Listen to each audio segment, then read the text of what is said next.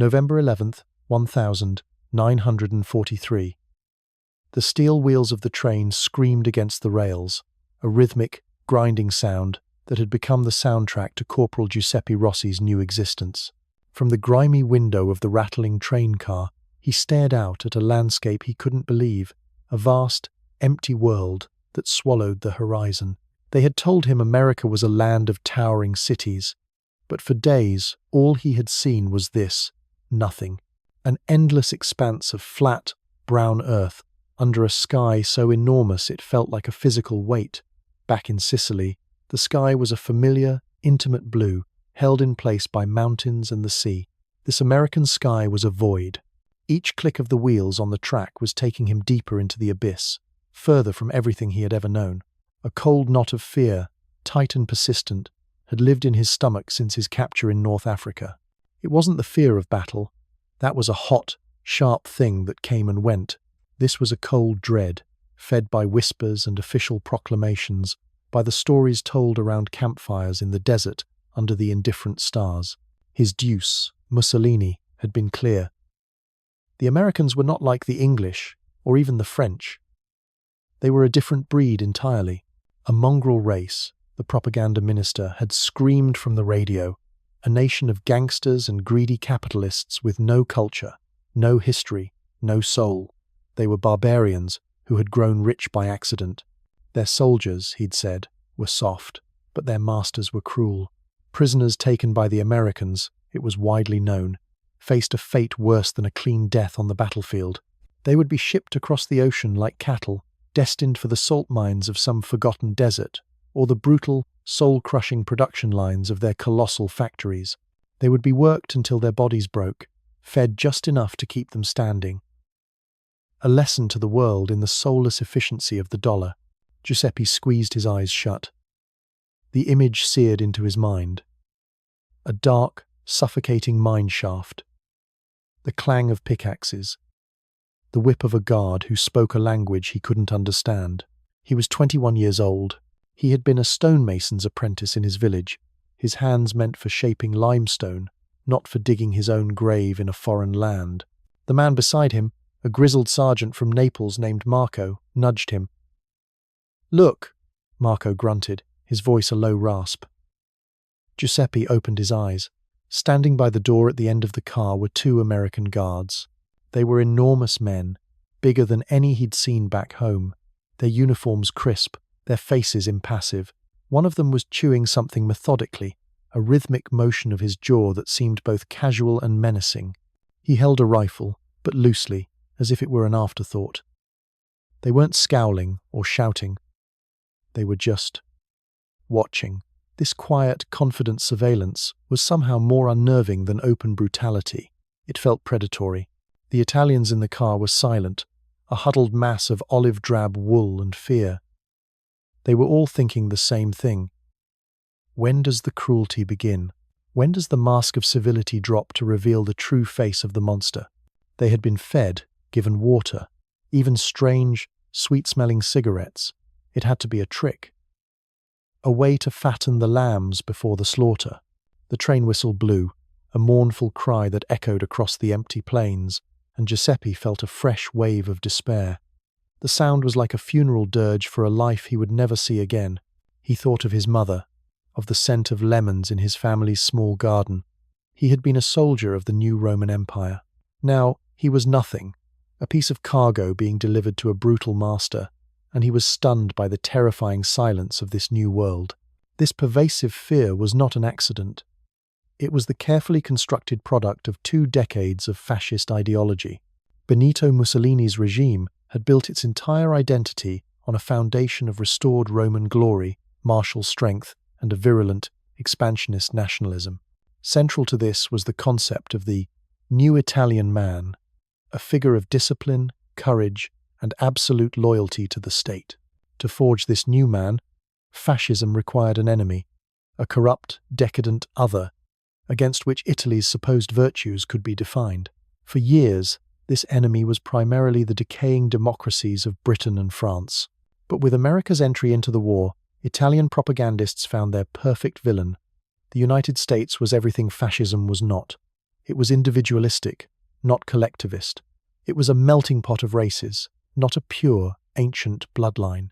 It was governed by commerce and entertainment, not by the glorious, purifying crucible of war. Radio broadcasts, controlled by the Ministry of Popular Culture, painted a chilling picture. American society, they claimed, was a chaotic jungle ruled by mobsters and corrupt politicians. Its culture was a vulgar cacophony of screeching jazz music and degenerate films. Its people, they insisted, lacked the deep historical roots that gave Italians their inherent superiority. They were rootless, materialistic, and spiritually empty. Therefore, their approach to war would be equally barbaric. Joseph Goebbels in Germany had perfected the art of the big lie, and his Italian counterparts were eager students. They seized upon any story, real or imagined, of American excess or violence and magnified it 1,000 times. American soldiers were depicted in posters as monstrous, ape-like figures, often with exaggerated Jewish features, clutching bags of money and trampling on the ruins of European civilization. They were portrayed as having no respect for art, for religion, for family, the very pillars of Italian life. The message was simple and brutally effective. To surrender to the Americans was not just to accept defeat, it was to deliver oneself into the hands of godless, uncultured savages. It was an existential threat, a fate every loyal fascist was expected to choose death over. The stories spread like wildfire through the ranks of the Italian army. Soldiers huddled in foxholes in the searing heat of Libya and the freezing mud of Tunisia, sharing tales they'd heard from letters back home, letters filled with anxieties seeded by state-controlled newspapers. They were told of POWs in America being used for grotesque medical experiments, of being forced to fight each other for the amusement of their captors. The propaganda was so relentless, so pervasive, that it became an article of faith. It transformed the abstract concept of a distant enemy into a visceral, personal terror. For men like Giuseppe Rossi, these weren't just stories.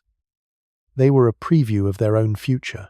What none of these men could possibly have known was that on the other side of the Atlantic, a completely different conversation was taking place, one guided by a logic so alien to fascism that it would have been incomprehensible. The American war effort was, at its core, a pragmatic enterprise. When hundreds of thousands of German and Italian prisoners began to fall into Allied hands after the success of Operation Torch in North Africa, the immediate question for Washington was a logistical one. What do we do with them? Shipping them to Britain was impossible. The island was already bursting at the seams, and its supply lines were under constant threat from U-boats. The solution was as simple as it was vast: send them to America. The country had space, it had resources, and most importantly, it was secure, thousands of miles from any front line. But the question went far beyond mere logistics. It quickly became a matter of national policy and psychological strategy. The United States was a signatory to the 1929 Geneva Convention, which outlined specific humane standards for the treatment of prisoners of war. For the Roosevelt administration, adhering to these rules was not just a legal obligation, it was a moral and strategic imperative. American leaders knew that thousands of their own men were in German and Japanese hands. Any mistreatment of Axis prisoners in the US would be used as justification for brutal retaliation against American POWs abroad. The policy, therefore, was one of strict, demonstrable reciprocity. But a deeper strategy was at play, one championed by figures like First Lady Eleanor Roosevelt and the Office of War Information. They saw the 500,000 Axis prisoners on American soil not just as a burden to be managed, but as an unprecedented opportunity. These men, cut off from their propaganda ministries and ideological handlers, were a captive audience. This was a chance to engage in a massive experiment in deprogramming.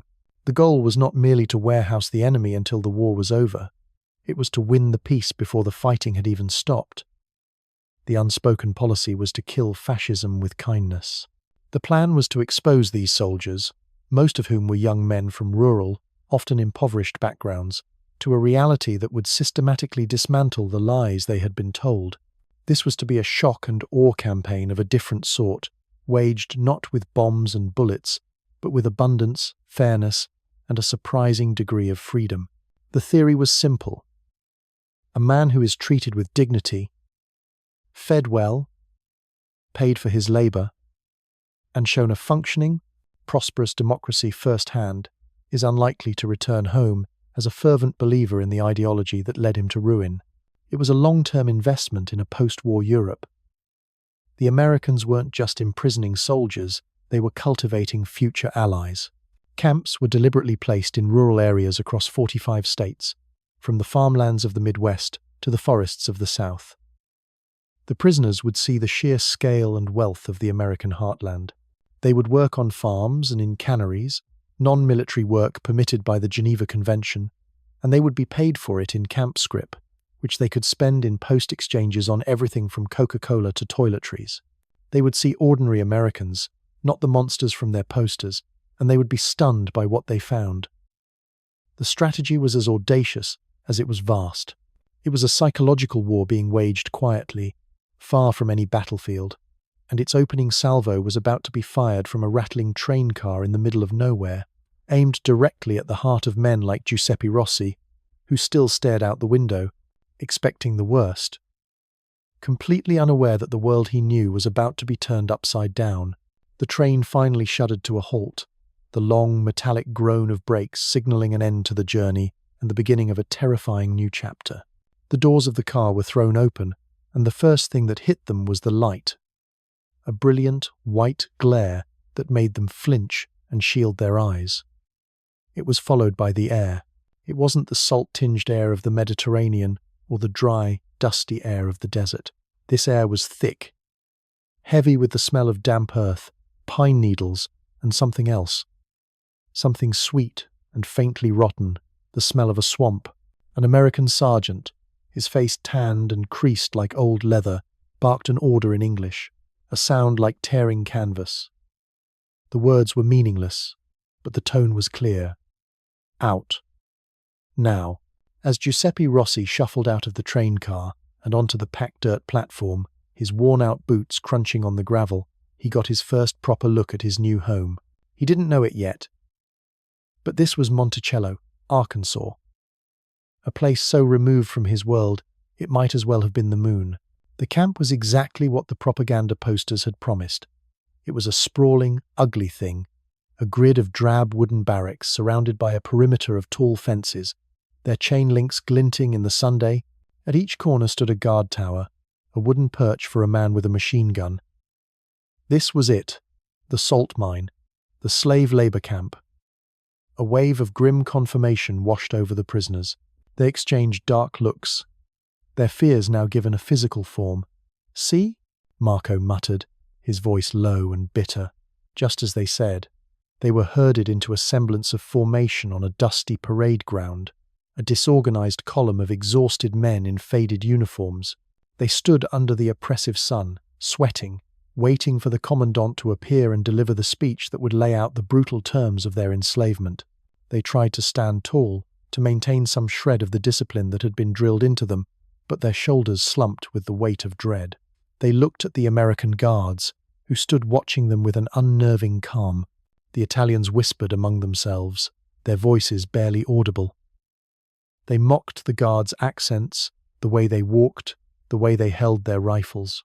It was a small, pathetic act of defiance, the only weapon they had left. After what felt like an eternity, a command car, an olive-drab jeep, pulled up. Out stepped an officer. He was tall and lean, perhaps in his late 40s, with a straight-backed posture that spoke of a career soldier. On his collar were the silver eagles of a full colonel. This was the man, the camp commandant. He walked to the front of the formation, his boots making no sound in the thick dust. An interpreter, a younger Italian-American soldier, stood beside him. The colonel surveyed the silent ranks of prisoners, his gaze moving slowly from face to face. His expression wasn't cruel or angry. It was something far more unsettling. It was neutral, almost bored, like a farmer inspecting livestock. The men braced themselves. Here it comes, Giuseppe thought. The tirade about how they had lost the war, how they were now the property of the United States government, how they would work until they dropped. He had prepared himself for the worst, constructing a wall of defiance in his mind. The colonel began to speak, his voice calm and even, a stark contrast to the hysterical, bellowing speeches of their own fascist officers. The interpreter translated, his voice echoing slightly in the unnerving stillness. "My name is Colonel William H. Bond," the voice said. "I am the commanding officer of this camp. On behalf of the United States Army, I welcome you to Monticello." "Welcome?" The word was so absurd, so out of place, that a few prisoners almost laughed. It had to be a cruel joke. The colonel continued, his tone unchanging. "You are prisoners of war. You are soldiers who have honorably fought for your country. As such, you will be treated with the dignity and respect afforded to you under the Articles of the 1929 Geneva Convention." He paused, letting the words sink in. The prisoners stared back, their faces blank with confusion. Geneva Convention? They had heard of it, of course, but it was an abstract thing, a piece of paper from another world, something their leaders had told them the Americans would never honor. "This means you will be provided with adequate food, shelter, and medical care." The interpreter's voice continued, translating the colonel's steady cadence. "You will be permitted to write and receive letters, and to practice your religion. Those of you who are not non-commissioned officers will be required to work. This work will not be war-related. It will primarily be in agriculture and timber. For this work, you will be paid. You will receive camp scrip at a rate of 80 cents per day, which you may spend at the post exchange." The silence on the parade ground was now absolute. The only sound was the buzzing of insects in the humid air. 80 cents a day? A post exchange? This was madness. It made no sense. This wasn't a speech for slaves. It was a human resources briefing. Giuseppe looked at Marco, whose mouth was hanging slightly open. The grizzled sergeant just shook his head slowly, his eyes wide with disbelief. They had expected threats. They had expected brutality. They were completely unprepared for bureaucracy. This calculated fairness was more disorienting than any beating. But the true shock, the moment that would shatter their entire worldview, was yet to come. Colonel Bond seemed to finish his official remarks, and then his posture changed slightly. A different, more personal tone entered his voice. "I understand," he said, and the interpreter followed, "that your situation is a difficult one. You are thousands of miles from your homes, from your families. Morale is important. For you, and for the smooth operation of this camp." He took a step forward. "I have also been given to understand that Italy is a nation with a deep and profound cultural history, that it is the birthplace of the opera." The word hung in the air, utterly alien in this landscape of barbed wire and wooden shacks. Opera. Men who had been thinking only of survival, of whips and starvation, were suddenly forced to consider Verdi, Puccini, Rossini. It was a cognitive whiplash. What did this American cowboy know of such things? They had been told, and had believed without question, that Americans were uncultured swine. Then Colonel Bond delivered the final, incomprehensible blow. "Therefore," he said, his voice ringing with a strange sincerity, "I am authorizing the formation of a camp choir. If there are men among you with musical talent, singers, musicians, directors, I will make resources available. We can procure instruments. We can provide materials for you to build your own sets and sew your own costumes. If you wish to stage a performance, an opera, you will have my full support." And with that, he stopped speaking. He simply stood there waiting. The aftermath was not a cheer, not a murmur, but a silence so deep it felt like the world had lost its sound. The prisoners were stunned. They stared at the colonel, then at each other, their faces a canvas of raw, unfiltered bewilderment. They couldn't believe what they had just heard. A choir? Costumes? An opera? In a prisoner of war camp? The sheer, magnificent absurdity of the offer was a weapon more powerful than any rifle. It bypassed all their mental defenses and struck directly at the core of their identity. The fascist propaganda had given them a script for what to expect, a clear role to play as defiant martyrs in the face of barbaric cruelty. They had no script for this. They didn't know how to react to an enemy who seemed more interested in their artistic abilities than their capacity for labor. As they were dismissed and led toward their new barracks, the spell of silence broke, and a torrent of confused, urgent whispers erupted. "It's a trick," one man hissed, his voice trembling. "A psychological game. They want us to reveal our talents, to see who the leaders are, the educated ones." Another man, a farmer from Tuscany, scoffed. "And what will they do then? Make the tenors dig the latrines? It makes no sense." Marco, ever the cynic, remained deeply suspicious. "They are trying to make us soft," he argued. "They want to break our will not with whips, but with this kindness. Do not fall for it. Remember who they are." But Giuseppe Rossi wasn't so sure. He had been a stonemason's apprentice, but his secret passion had always been music. He had a decent baritone voice and had sung in his church choir since he was a boy. He had dreamed of seeing a real opera at La Scala in Milan. The colonel's words had touched a part of him he thought had died in the desert, a part that had nothing to do with being a soldier. It was the detail that he couldn't shake. The American had specifically mentioned opera. Not just music, but opera. He hadn't just offered them a distraction, he had offered them a piece of their own soul.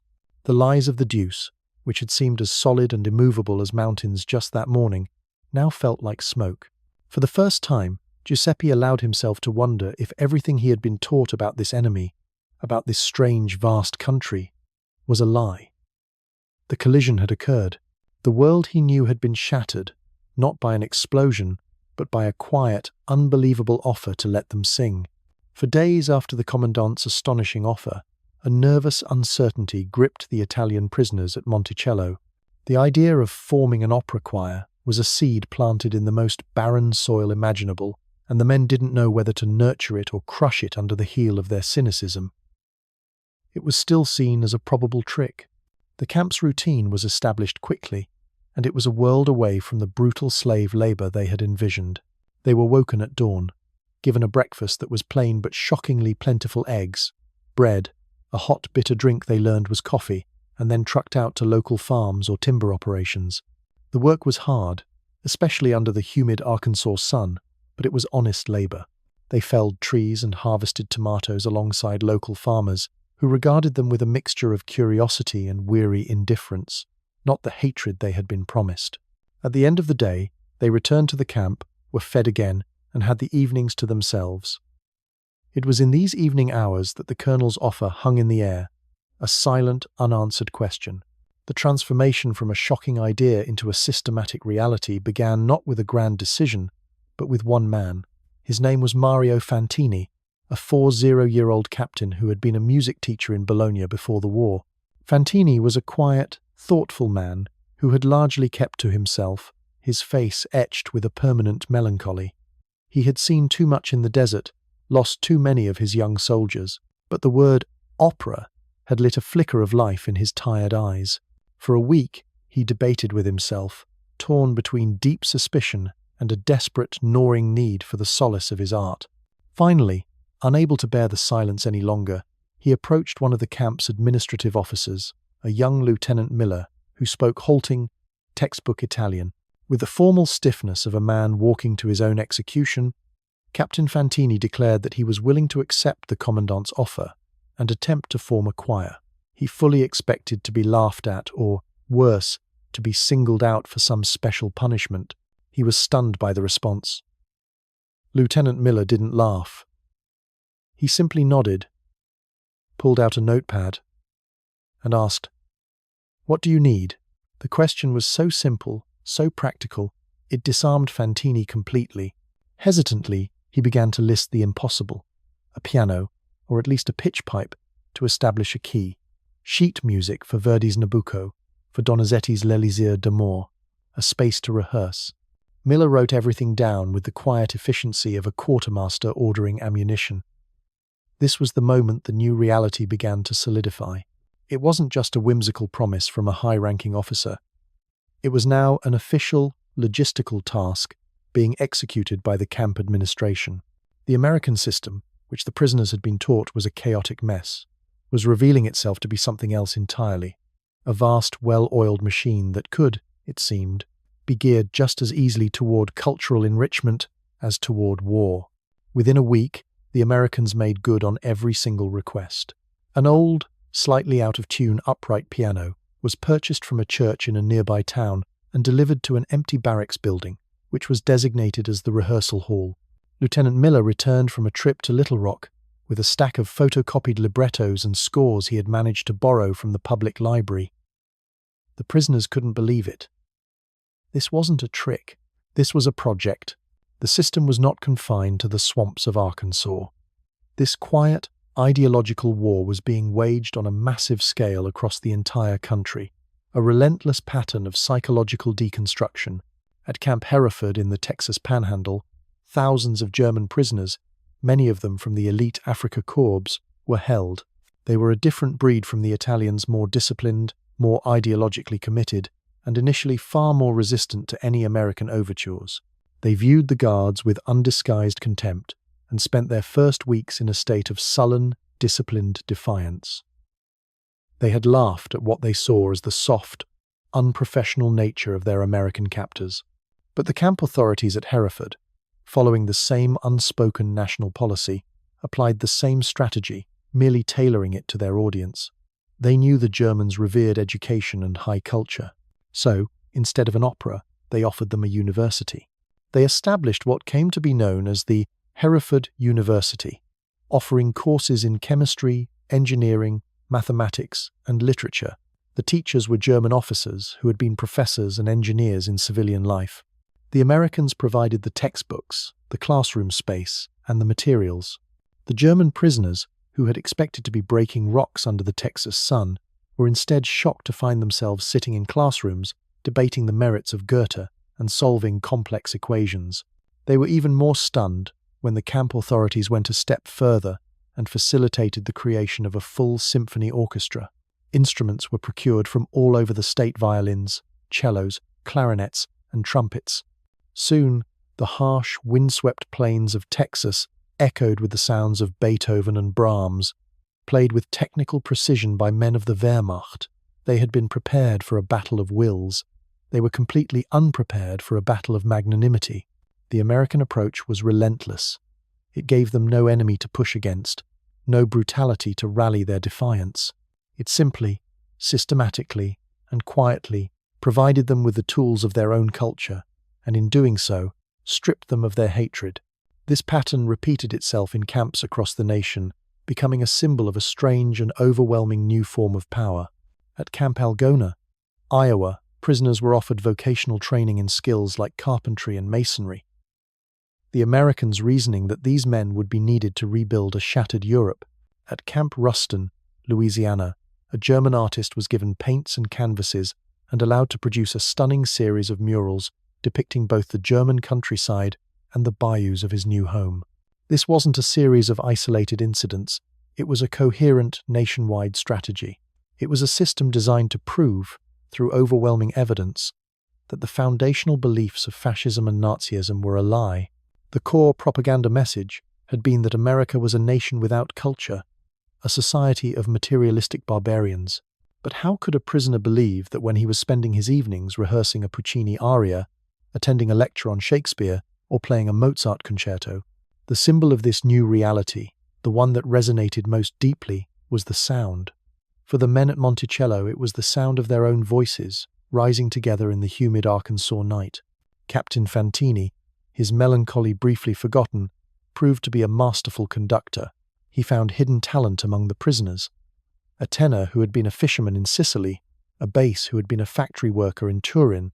Their first rehearsals in the bare-walled barracks were hesitant and rough, but as they sang the choruses, they all knew by heart the soaring melodies of Va Pensiero from Nabucco. Something magical happened.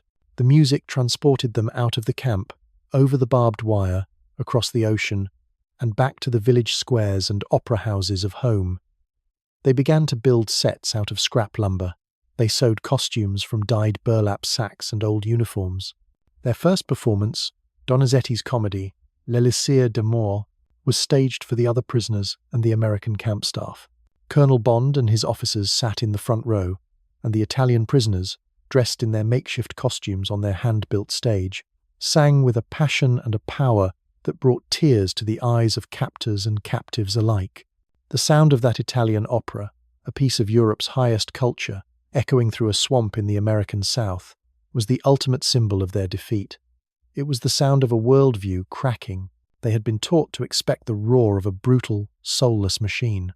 Instead, they got the sound of a string quartet, the murmur of a university lecture, and the unbelievable, heartbreaking beauty of a Verdi chorus.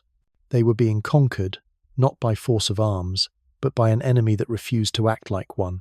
The astonishing reality of life in the American POW camps did not remain a secret for long.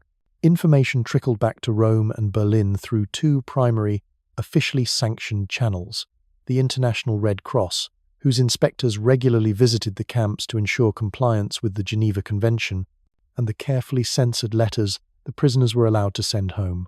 The initial reports from Red Cross delegates were so contrary to Axis propaganda that high-ranking officials in both Italy's Ministry of Popular Culture and Germany's Propaganda Ministry dismissed them outright.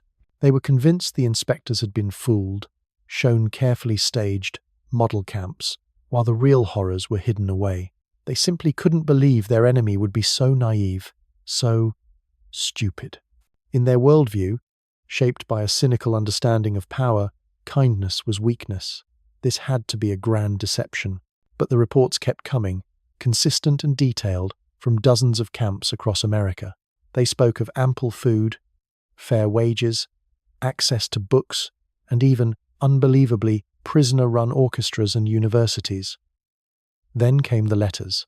Though censored by both American and Axis authorities to remove military intelligence, the personal details that slipped through painted a picture that was more powerful than any official report. A son would write to his mother in Naples, "Do not worry for me. The food here is plentiful. I have gained weight." A German soldier would write to his wife in Stuttgart, "I am working on a farm. The family is kind. Their son is a soldier in Europe. They pray for his safety and for mine." These small, human details were devastating. They spoke of an enemy that was not a monstrous caricature, but a nation of ordinary, decent people. For the propaganda ministries, this was a catastrophe. The carefully constructed image of the American barbarian was being systematically dismantled from within by their own soldiers. The enemy's high command, finally realizing this was not a deception but a deliberate and shockingly effective strategy, was stunned. They understood, perhaps better than the average American did, the true nature of the threat. This wasn't kindness. It was the most insidious form of psychological warfare they had ever encountered. It was a weapon aimed not at the body, but at the soul of their ideology. An Italian fascist official, in a panicked memorandum to Mussolini's office, wrote, "The Americans are not trying to kill our soldiers. They are trying to kill their faith in fascism. They are seducing them with bread and music. A prisoner who has seen America will not return to Italy as a loyal son of the revolution. He will return as a poison." The Germans, with their more clinical understanding of psychological operations, were even more alarmed. Goebbels recognized the strategy as a diabolical inversion of his own tactics. He used fear and hatred to unify the German people. The Americans were using comfort and decency to disintegrate their will to fight. Their response was a series of desperate and ultimately futile countermeasures. First, they turned their own propaganda machine against the story. Radio Berlin began broadcasting programs aimed at the German people, claiming the letters from America were forgeries, part of a Jewish-American conspiracy to trick German soldiers into surrendering. They concocted stories of mass executions and starvation in the camps, but these lies were too transparent. Too many families were receiving letters filled with reassuring, personal details that couldn't be faked. In Italy, the fascist government took a more direct approach, threatening the families of prisoners who wrote positive letters, a tactic that only fostered more resentment against the regime. Their next move was to try to re-establish ideological control within the camps themselves. They identified the most fanatically loyal Nazi and fascist prisoners, often members of the SS or dedicated party officials, and protested to the Red Cross to have them promoted to positions of authority within the prisoner population. The hope was that these hardliners would enforce discipline, stamp out any decadent cultural activities, and keep the other prisoners in line with Nazi ideology. This failed spectacularly. The Americans, while adhering to the Geneva Convention's rules about prisoner leadership structures, were not naive. They quickly identified the radical elements and subtly isolated them, often by transferring them to separate, high-security camps like the one in Alva, Oklahoma. Furthermore, the sheer number of prisoners and the vastness of the American continent made such efforts impossible. A fanatical SS sergeant might hold sway over a single barracks, but he couldn't stop the thousands of other prisoners in hundreds of other camps from seeing the truth with their own eyes. The psychological impact on the soldiers still fighting at the front was the most devastating consequence. The golden cage of American captivity became a powerful, alluring rumor that spread through the German and Italian armies in the final brutal years of the war. Soldiers fighting in the bloody chaos of the Battle of the Bulge, freezing in inadequate winter clothing and surviving on starvation rations, would hear whispers of their captured comrades in America eating 3 warm meals a day. Men huddled in the rubble of Italian towns, facing the overwhelming firepower of the advancing Allied armies, knew that capture by the Americans didn't mean death or torture, but an escape to safety and comfort. This knowledge didn't necessarily make them cowards, but it fundamentally changed their calculus of survival. The ideological imperative to fight to the last man, to choose death before dishonor, began to seem not just heroic, but pointless. Why die for a lie in a muddy foxhole when a life of relative peace and security was just a white flag away? The effect on morale was catastrophic. German commanders began to report an alarming increase in what they termed soft surrenders, soldiers who gave up at the first opportunity without putting up a meaningful fight. In Italy, the disintegration was even more profound. Entire units, disillusioned with a war they were clearly losing and a German ally that treated them with contempt, began to melt away, the soldiers choosing to surrender to the Americans or simply desert and try to make their way home. The enemy's leadership had built their war machines on a promise of glory and a foundation of fear. Fear of the enemy, fear of failure, fear of their own leaders. The Americans, with their strategy of overwhelming decency, had effectively removed the pillar of fear, and without it, the entire ideological structure began to collapse. They had expected to fight a monster and had prepared their soldiers accordingly. When the monster not only failed to appear but instead offered their captured men a seat at the dinner table and a ticket to the opera, their entire psychological framework for the war came undone. They were being defeated not just on the battlefield, but in the hearts and minds of their own men, and they were utterly powerless to stop it. The opera choir at Monticello, the symphony orchestra at Hereford, the university lectures at Camp Algona, these were not mere footnotes to the war. They were the perfect, crystalline expression of the same force that was systematically grinding the Axis war machine to dust. The prisoners, in their profound shock, had initially failed to grasp the connection. They saw the acts of kindness as a strange, inexplicable quirk of the American character. But as the war drew to its inevitable conclusion, they came to understand the terrifying truth. The kindness was not a contradiction of American power, it was a direct product of it. The system that could procure a slightly out-of-tune piano and deliver it to a swamp in Arkansas was the very same system that could produce a B-29 bomber every hour at its peak. The logistical chain that supplied a post-exchange with chocolate and cigarettes was the same one that supplied Patton's Third Army with an ocean of gasoline and ammunition. The American ability to be generous was funded by an industrial capacity so vast, so overwhelming, that it defied the European imagination. Fascism and Nazism were ideologies of scarcity and struggle. They taught that resources were finite, that life was a brutal, zero-sum game of conquest for Lebensraum, or living space. A nation's strength was measured by its willingness to sacrifice, to endure hardship, to pour every last resource into the crucible of war. America, they now saw, operated on a logic so fundamentally different it was almost alien.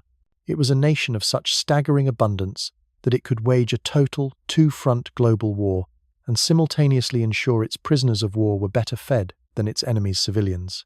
This wasn't a military victory, it was an industrial and philosophical one. The prisoners had been taught that American capitalism was a chaotic, greedy, and inefficient system. They were now living inside its belly, and they were stunned to find it was a leviathan of hyper-efficient production, capable of churning out both tanks and textbooks, bombs and Beethoven scores, with equal, terrifying ease. They were not just defeated, they were obsolete. The ultimate demonstration of this new reality came in the spring of 1946, long after the guns had fallen silent. The war was over. Germany was a smoking ruin. Italy a broken nation struggling with civil strife. For the prisoners in America, the final act was about to begin. At Camp Monticello, Captain Fantini decided to stage one last performance. The opera was Verdi's Aida, a story of love and war set in ancient Egypt. On a humid Arkansas evening, under a string of electric lights powered by an American generator, the Italian prisoners performed for the entire camp. The audience was a surreal mixture. Hundreds of their fellow prisoners sat alongside the American guards, the administrative staff, and even a few curious townspeople who had been invited by Colonel Bond. There was no longer any sense of us and them. They were simply a collection of people watching a tragedy unfold on a makeshift stage. When the final, heartbreaking notes of O Terra, Addio faded into the chirping of the cicadas, a profound silence fell over the crowd before erupting into thunderous applause. In that moment, it was clear who had won the war, not just for the territory, but for the very definition of civilization. Days later, the journey home began. Giuseppe Rossi boarded a train heading east, the reverse of the trip he had taken 3 years earlier. The knot of fear in his stomach was gone, replaced by a strange and confusing mix of relief, anxiety, and an emotion he was ashamed to admit to, a kind of wistful sadness. He was going home, but he was leaving a world that had, against all odds, shown him a profound and unexpected humanity. The American landscape that had once seemed so alien and terrifying now looked familiar, almost beautiful in its vastness. As the train rolled across the continent, he saw no ruins, no bomb craters, no columns of desperate refugees. He saw towns with lights in their windows, farms with plump cattle, factories with smoke peacefully rising from their stacks. He saw a nation completely untouched by the devastation it had unleashed upon the rest of the world. The final, soul-crushing shock came when his repatriation ship, a crowded and weary liberty ship, steamed into the Bay of Naples. He stood on the deck, straining for his first glimpse of home. What he saw shattered him. The city of his youth was a skeleton. Entire neighborhoods had been bombed into mountains of rubble. The waterfront was a twisted graveyard of sunken ships. Gaunt, hollow-eyed children in ragged clothes begged for food along the docks, their hands outstretched to the returning soldiers. This was the glorious new Roman Empire his deuce had promised. It was a ruin, haunted by ghosts and stalked by starvation. The propaganda posters, which had once seemed so powerful, were now just peeling, ironic scraps on broken walls, their bold slogans mocking the desolation that surrounded them. He had left a land of unbelievable abundance to return to a world of absolute scarcity. The Americans had not needed to work him to death in a salt mine. The reality of his own ruined country was a far more brutal punishment. Years later, an old man sitting in a small cafe in his rebuilt village, Giuseppe would try to explain it to his grandchildren. They would ask him about the war, about America. He would struggle to find the words. How could he explain the feeling of standing on a dusty parade ground, expecting a whip, and being offered an opera? How could he describe the shock of discovering that the uncultured barbarians had public libraries better stocked than any in Rome? He would tell them that Mussolini had taught them that the world was a stage for glorious, heroic conflict. But the Americans, he would say, had a different idea. They believed the world could be a workshop, a farm, a classroom. They didn't seek to conquer the world. They sought to build it, and if necessary, to overwhelm those who stood in their way with a torrent of steel and treasure so vast it could hardly be imagined. The fascists had laughed at them, called them soft, decadent, and materialistic. They couldn't understand. They never knew that a nation confident enough to let its captive enemies sing was a nation that had already, irrevocably, won. The enduring sound of the war, for Giuseppe, wasn't the scream of a Stuka or the crack of a rifle. It was the soaring, defiant sound of a Verdi chorus, sung by defeated men in a swamp thousands of miles from home, a sound that proved, once and for all, that the truest measure of a nation's power is not how much cruelty it can inflict, but how much humanity it can afford.